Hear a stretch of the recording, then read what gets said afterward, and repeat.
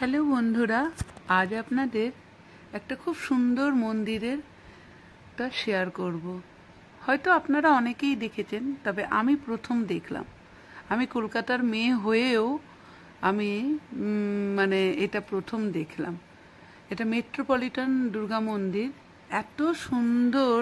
আর আমি একদম লাস্ট টাইমে গেছিলাম, শেষে রাত্রেবেলা বন্ধ করবে আর কি, সেই সময়টাই গেছিলাম বলে ভালো করে ভিডিওটা করতে পারিনি। তাও যেটুকু করলাম সেটুকুই আপনাদের সামনে শেয়ার করছি।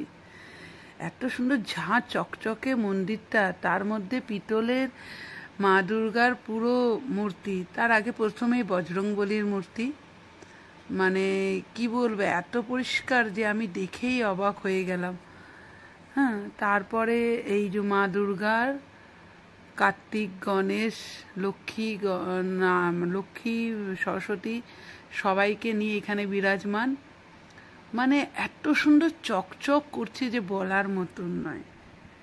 সত্যি খুব ভালো লাগলো মন্দিরটা। আপনারা পারলে যাবেন, খুব সুন্দর। এরপরেই আছে কৃষ্ণ আর রাধা, দুই যুগল মূর্তি, দেখে চোখ জুড়িয়ে যায় আর কি। সত্যি কি বলবো, মুখের ভাষা নেই। আমি তো তাড়াহুড়ো করে দেখলাম আর তাড়াহুড়ো করে একটু ভিডিও করলাম, আপনাদের জন্যই আর কি করলাম, যাতে যারা দেখেননি তারা গিয়ে দেখে আসবেন। আর একটা কথা মাঝখানে বলে দিই, আপনারা যারা যারা আমার ভিডিও দেখে পছন্দ হবে আমাকে সাবস্ক্রাইব আর লাইক করবেন। তার আগে দেখলেন মা কালীর মূর্তি ছিল, আর এইটা হলো শিব ঠাকুরের মূর্তি।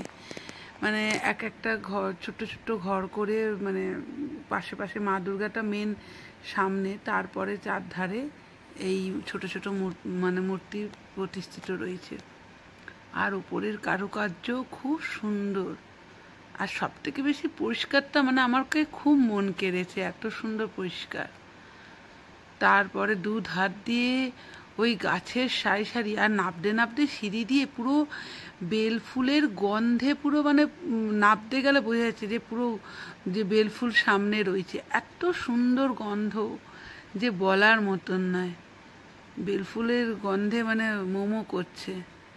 যাই হোক, আপনারা গিয়ে দেখে আসবেন, সামনে থেকে দেখবেন, ওটা আরও ভালো লাগবে। এটা ভিডিওর মাধ্যমে তো জাস্ট একটুখানি দেখানো হলো, আপনারা গিয়ে দেখবেন।